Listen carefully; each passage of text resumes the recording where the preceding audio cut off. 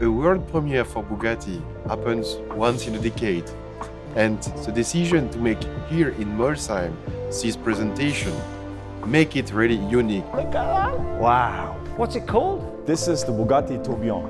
Tourbillon, like an expensive watch. It's a mechanism in high-end watches that increases accuracy. Ah, right. Let's find out all we need to know about this amazing new Bugatti. Imagine spending millions on a brand new factory for a car where every single unit is already sold. That's exactly what just happened. Bugatti opened La Manufacture, a stunning new production facility built on the historic Château Saint Jean estate in Molsheim, the exact ground where Ettore Bugatti built his first cars over a century ago. This is one of the biggest and most important assemblages of Bugatti items ever under one roof. And it's not just cars, the cars that Ettore built. Its purpose? Building the Tourbillon, a $4 million hybrid hypercar with a naturally aspirated 16-cylinder engine and 3 electric motors, pushing nearly 1,800 horsepower. All 250 units are already reserved. So why build something this ambitious for a car most of us will never own? Let's discuss all of that in today's video. The building Bugatti, built on sacred ground. Here's the first thing that genuinely surprised me about this story. Most car factories look like, well, factories. Big boxy warehouses, corrugated metal siding, parking lots stretching for miles, that unmistakable industrial park energy. This one doesn't look anything like that. Bugatti's new production building is called La Manufacture, and it sits on the grounds of the Château Saint Jean estate in Molsheim, France, which, if you don't know your Bugatti history, is basically sacred ground for this brand.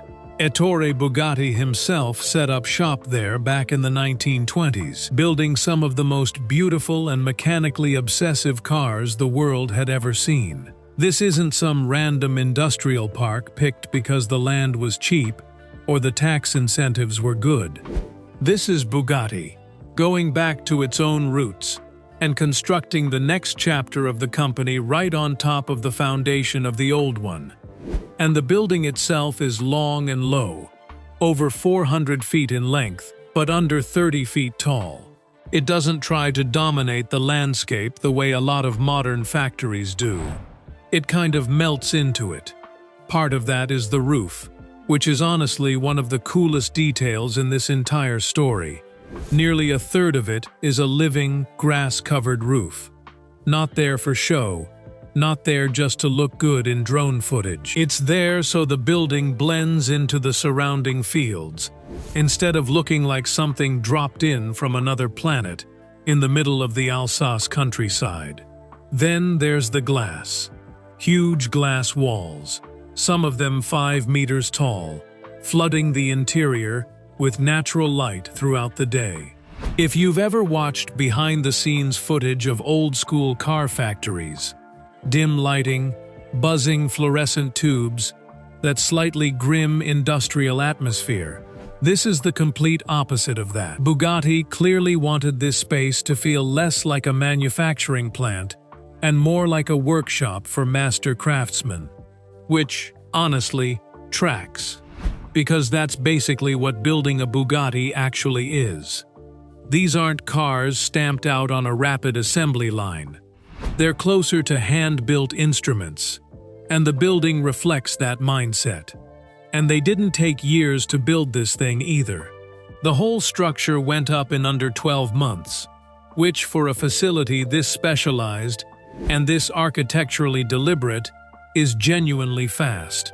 When Mate Rimac, the CEO of Bugatti Rimac, and Christophe Piochon, the president of Bugatti Automobiles, cut the ribbon on this place, it wasn't just a nice PR photo opportunity.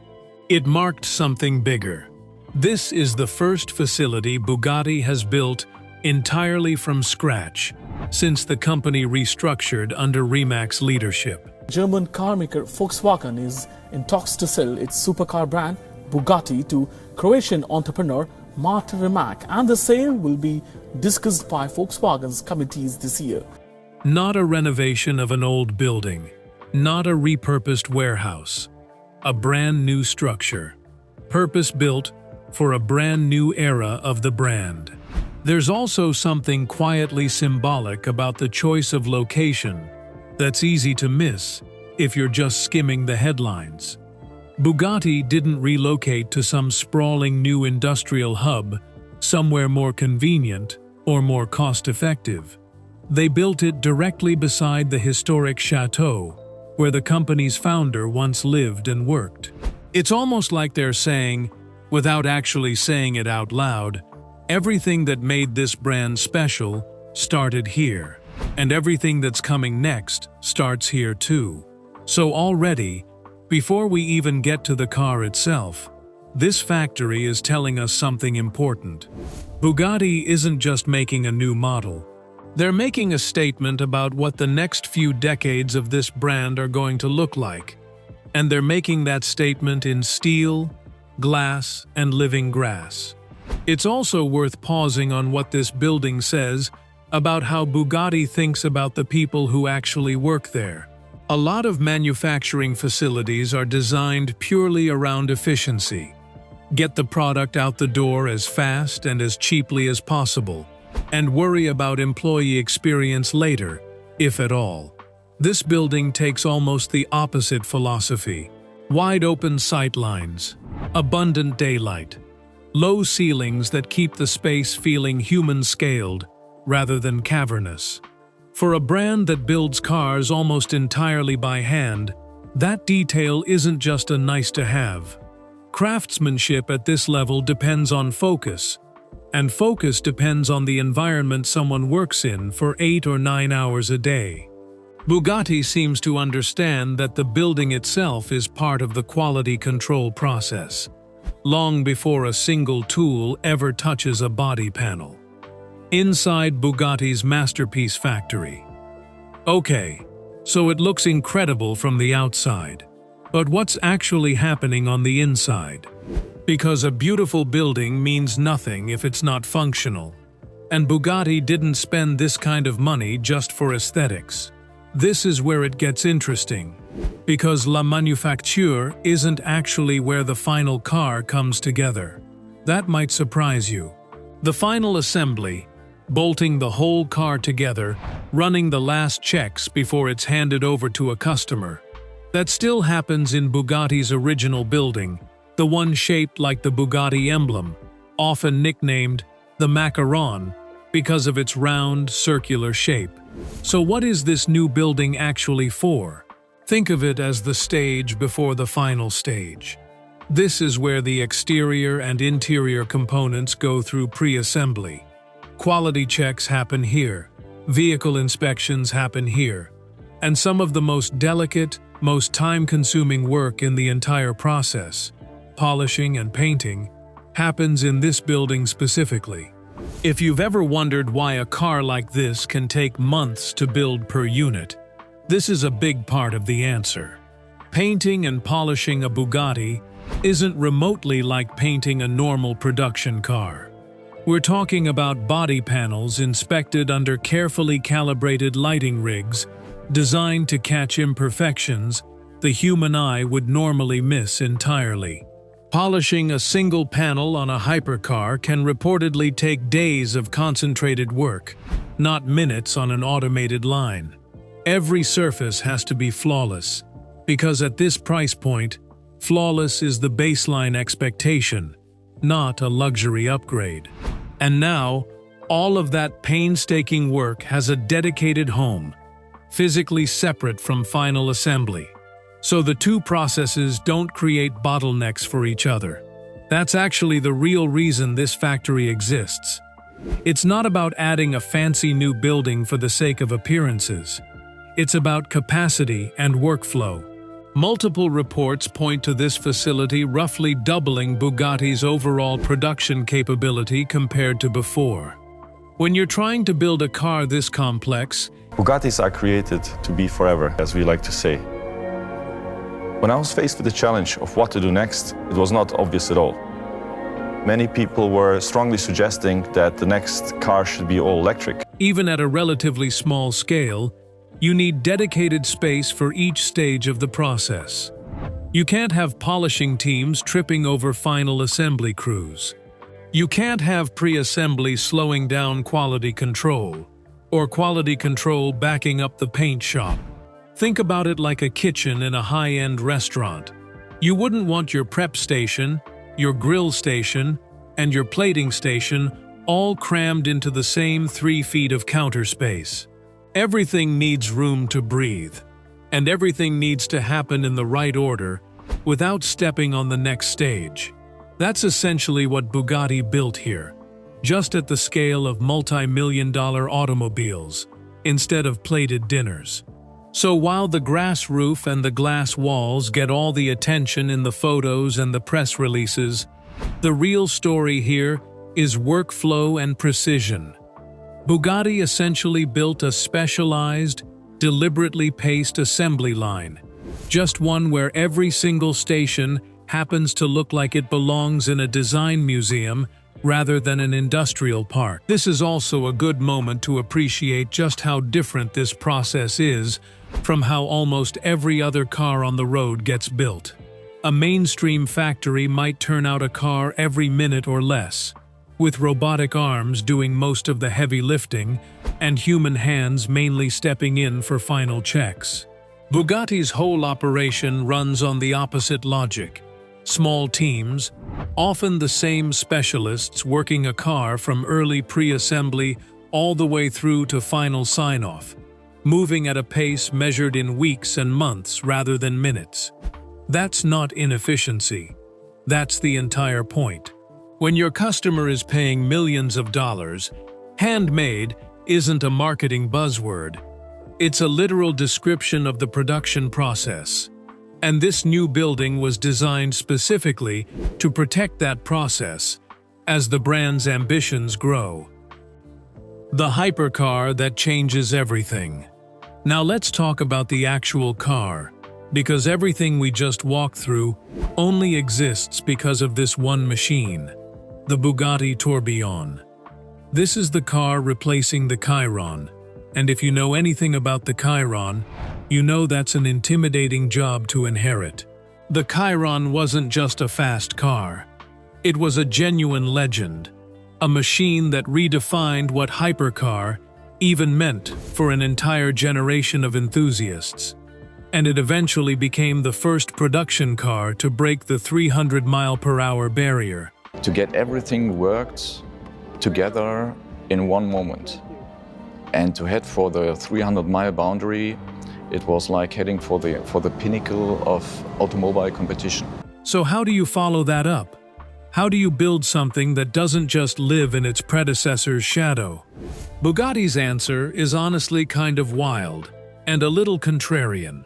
In an era where basically every performance car brand on the planet is racing toward full electric power, Bugatti went a different direction, sort of a middle path nobody quite expected. The Tourbillon keeps a massive combustion engine at its heart. Not turbocharged either, naturally aspirated. A 16-cylinder engine that Bugatti developed alongside the British race engineering firm Cosworth, built specifically to rev high and sound as emotional and dramatic as physically possible, without relying on turbochargers to force air in and manufacture power artificially. But here's the twist. It's not a pure gas car either. 3 electric motors work alongside that combustion engine, and combined, the whole hybrid system produces somewhere around 1,800 horsepower. To put that number in perspective, that's more combined power than entire grids of race cars from just a decade or two ago. And with the battery pack fully charged, the Tourbillon can reportedly cover about 37 miles on electric power alone before the combustion engine even needs to wake up. So Bugatti basically built a car that can quietly glide through a neighborhood in near silence on electric power alone, and then unleash a screaming, naturally aspirated 16-cylinder engine the moment you actually want to feel something visceral. That's a genuinely unique approach for 2026. At a moment when most manufacturers are either committing fully to electric powertrains or stubbornly clinging to older turbocharged formulas out of habit. Even the interior design leans hard into this contradiction between old-world craftsmanship and new-world engineering. The dashboard takes direct inspiration from mechanical wristwatches, and the car's entire name is borrowed from watchmaking. A tourbillon is a mechanism inside high-end mechanical watches. The name of the car, tourbillon, is a mechanism, a complication on the watchmaking world. It has inspired all the theme on the interior, all the exposed mechanisms, the glass surfacing. Designed to counteract the effects of gravity and keep the timepiece accurate, no matter how it's oriented. It's an obscure, almost poetic reference, and Bugatti leaned into it hard. The main gauge cluster uses actual mechanical needle-style displays instead of digital screens, because the engineers apparently want this car to still feel meaningful and elegant decades from now.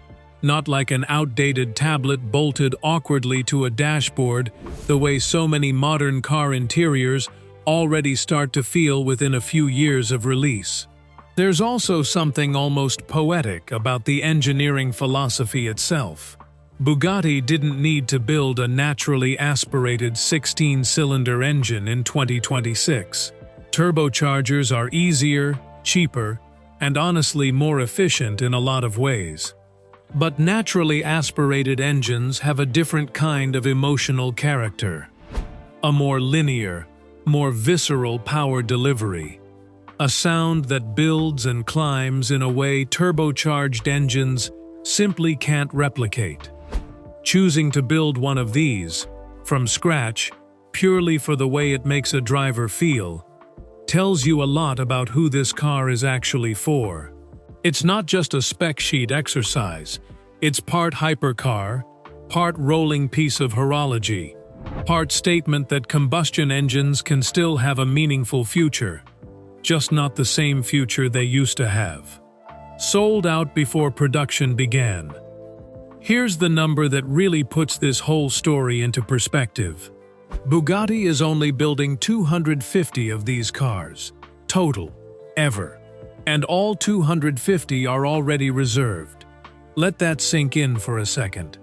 This factory, this brand new building, all of this architectural ambition and engineering effort, it exists to build a car where the entire production run was already claimed before a single customer unit had rolled off the line.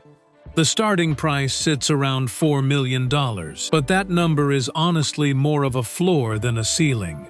Once you start adding custom paint finishes, unique interior trim combinations, and special edition packages, plenty of these cars are expected to land closer to $5 million or more once all the options are added up. There's actually a pretty telling detail buried in the reporting around this car. Some buyers are apparently skipping heavy customization entirely, not necessarily because they don't want it, but because fewer options mean faster build slots. When a production run is this limited, and demand is this extreme, waiting 2 years for your car instead of 4 suddenly matters more than picking the perfect stitching color or a bespoke paint shade nobody else will ever see in person.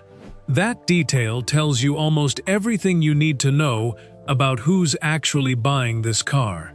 This isn't a sign up and patiently wait your turn kind of purchase, the way it might be for a limited run of, say, a 6-figure sports car.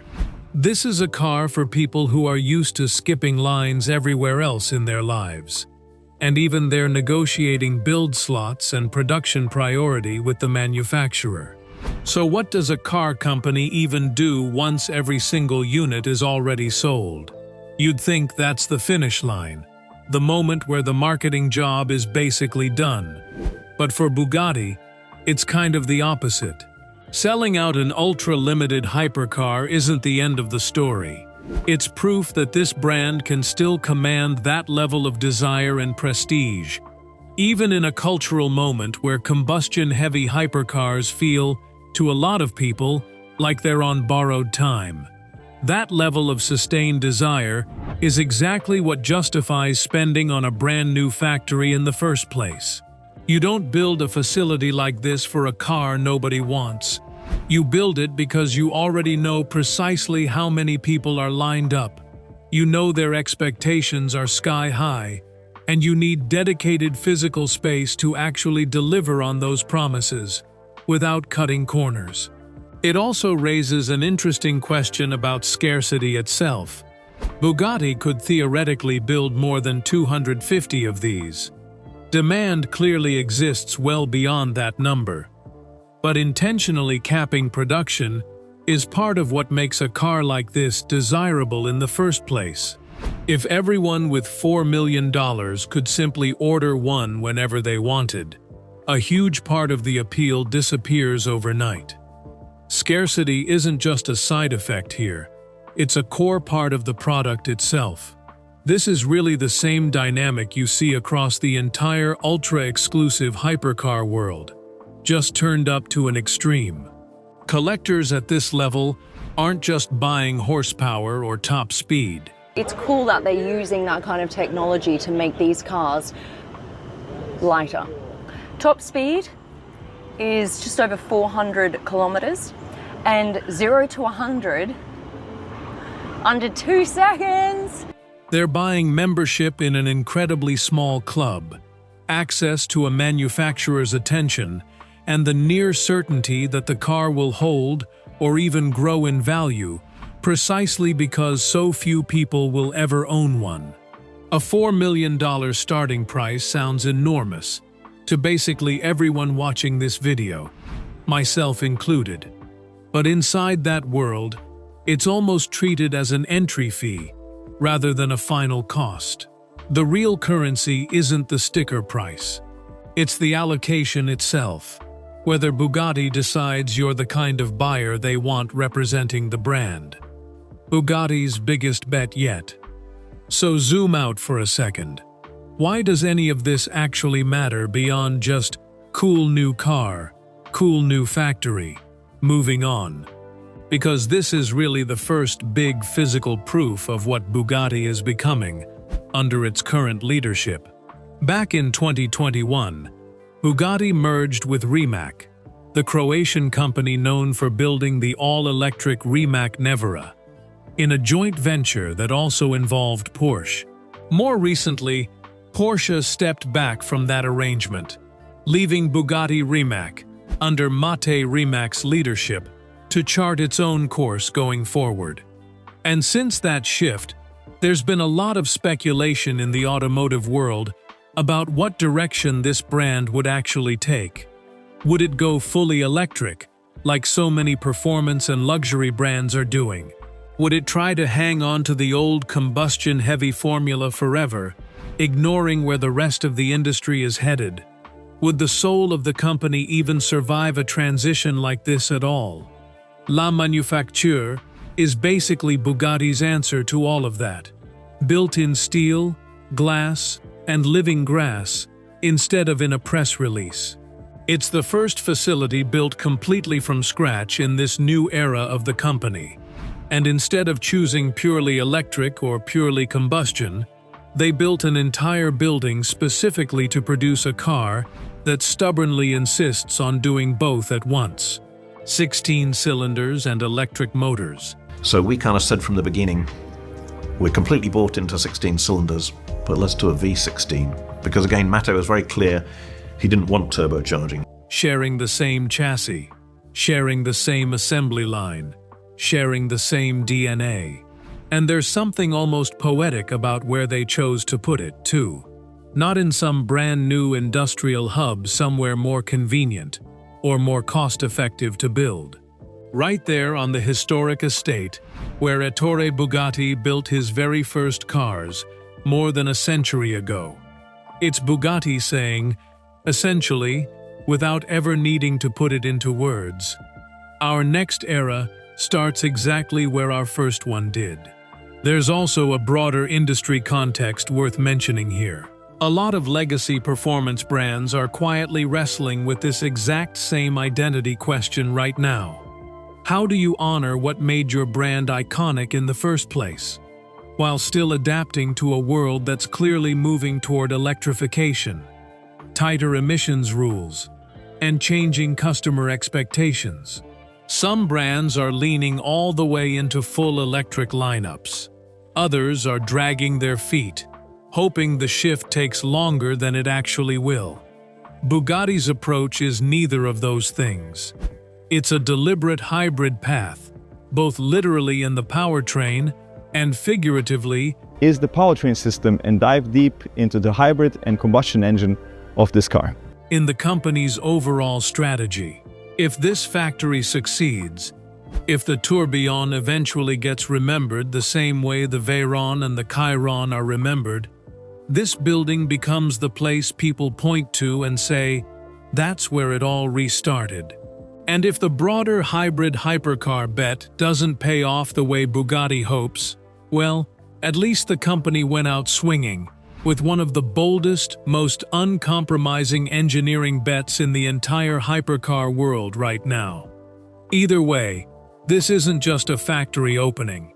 It's a bet, made in physical form, on what a legacy performance brand thinks the future of hypercars should actually feel like, and on whether craftsmanship, drama, and mechanical soul can still matter in an era increasingly defined by screens, silence, and straight-line efficiency. So there it is, millions spent on a factory, for a car every buyer already owns on paper before it's even built. But that's exactly the point. Bugatti isn't just building the Tourbillon, they're building a statement. That craftsmanship, drama, and a screaming 16-cylinder engine can still matter in a world racing toward silence and screens. Whether this bet pays off or not, this is one of the boldest moves in the hypercar world right now. So tell me in the comments, is this hybrid approach genius, or is Bugatti playing it too safe? Like this if you enjoyed it, and subscribe for more. See you in the next one.